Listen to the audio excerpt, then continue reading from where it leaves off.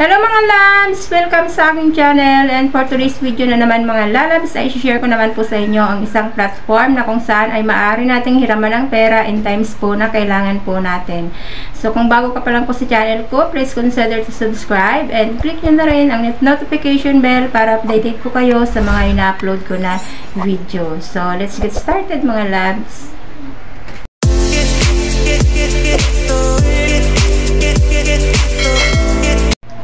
So, ito po sinasabi ko po sa inyo mga lalabas ay si Peso Ready. So, ginawan ko po siya ng tutorial ngayon, ng content para po magkaroon din po kayo ng review.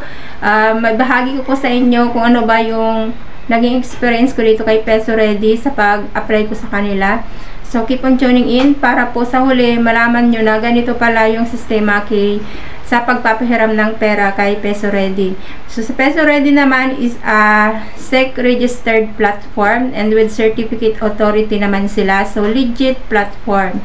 So, to begin with mga lalab, so, i-install natin si Peso Ready sa ating home screen, sa ating mga cellphone. So, ayan. So, after po na ma-install nyo po yan, so, ayan po ang makikita nyo. Phone information, GEO position, camera, and then click lang po natin ang accept para i-allow po natin si Peso Ready para sa ating mga cellphone. So, ayan.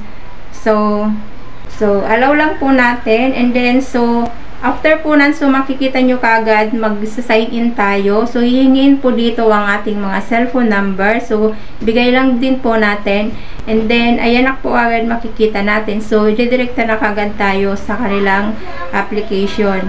So, dito, magpa-pop up kaagad si Peso Ready na loan for 1,000 pesos. So, yun yung starting amount po nila sa pagpapaloan. So, and then, ayan, so bibigyan kayo ng code number po dyan. So, dito hingian tayo ng ating information. Yung ilagay lang po natin dyan. So, after po nyan mga lalab, so, click lang natin ang full address po natin. So, dahil hinihingi po ng application, so, ibigay lang po natin. And then, dito may pipilapan kayo. Position nyo, kung freelancer kayo, nasa bahay lang, so yun lang pang ilagay ninyo. And then after tax monthly income, so hingian din po kayo, so lagayan nyo na lang po ng amount, and then phone number, and then dito hingian din kayo dito mga lalabs ng any government ID. So provide lang po tayo SSS driver's license or PhilHealth po, so pwede po sa kanila. So after po dyan mga lalabs, so hihingian din po tayo ng picture with ID. So, mag-selfie po tayo kasama ng ID. So, ayan. And then, after po nyan mga lalab, so, click lang po natin ang continue. And then, sa SSS number natin, so, for documentation, ilagay lang po natin yung SSS number natin. And then, after po nyan, so, click lang po natin ang next. So, dito mga lalab, so, pwede tayong disbursement ng pera. So, meron ditong bank account or e-wallet. So, kung meron po kayong bank account, any bank account po yan. So, hinihingi nila bank account and then bank account number. So, ilalagay nyo po yan. And then, second option naman po is meron din po sila ditong e-wallet, which is na pwede po sa GCash. I-send yung pera po na hinihiram po natin. So, ayan po. So, I confirm to apply and agreed. So, ayun, nakalagay. So, click lang po natin ang terms and conditions para po makapag-proceed. So, sa e-wallets naman, so, pwede po tayong e-wallets. So, GCash, na-accept po nila yan. And then, submit lang po natin. Form yun. So, ibig sabihin, na-reject po ako dito sa pag-apply sa kanilang platform. But, after minutes lang, so wala pang 5 minutes, so biglang nag-pop up sa aking cellphone. So, ayan, so mapapansin nyo, may nag-send sa akin sa GCash ko, your loan was approved for 1,000. So, ayun, so nagulat lang po ako dahil akala ko reject ako dito kay Peso Ready. So, your 955 will be deposited to your GCash account today. Please repay 1,000 on or before March 19, 2023 or pay 400 to prolong for another 14 days. So, ayun. So, nagulat lang po ako mga lalabs dahil ang expectation ko is na-reject na po ako dito kay Peso Ready. But then, nag-send kagad sila ng 955 doon sa GCash ko. So, naisip ko na lang is na approve naman pala talaga siya, but then bakit kaya ganoon? Na-reject. So, yung 1,000 na hiniram ko sa kanila is naging 955 lang po yung pumasok doon sa GCash account ko.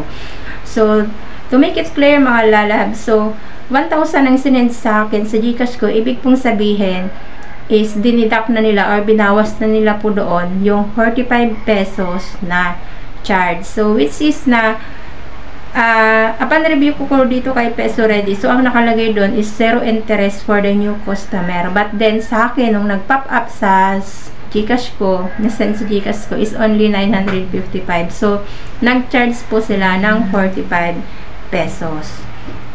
So, and then after po niyan mga lalab, so, tinignan ko ulit doon sa Peso Ready ko na application kung paano ba mag-repay sa kanila. So, wala po nakalagay doon. Instead na, dito po sa sinend nila sa akin na message, via text lang po yun. So, nakalagay doon, may nilagay sila na reference number, and then meron silang link na sinend sa akin, which is na, doon ko titingnan kung paano nga ba ako magre-repay sa kanila. So, ayan. So, dito, so, dun sa link na sinend nila sa akin sa cellphone via text, so yun ang nakalagay, how to repay a loan. So pwede sa 7-Eleven, and then meron din sila sa Bayad Center, Cebuana LBC, Business Center SM, RD Palawan Express, Maya, and Pay Maya. So, ayun. And then, meron din dito sa kanila na over-the-counter na pwede pong mag-repay sa kanila. So, ayan. So, meron dito sila ng GCash and CoinPH. So, dahil sa GCash ko siya i-repay, after 1 week lang po yun. So, ang biller po nila dito mga lalabs ay si Dragon Loan. So, bibigyan ka nila kaagad ng reference number na gagamitin mo para doon sa iyong repayment sa GCash. Ang biller po ay si Dragon Loan. So, doon lang po talaga dapat tayo na mag-repay sa kanila kay Peso Ready. Dragon Loans ang gagamitin na biller para po hindi po tayo magkakaproblema. So, ayun.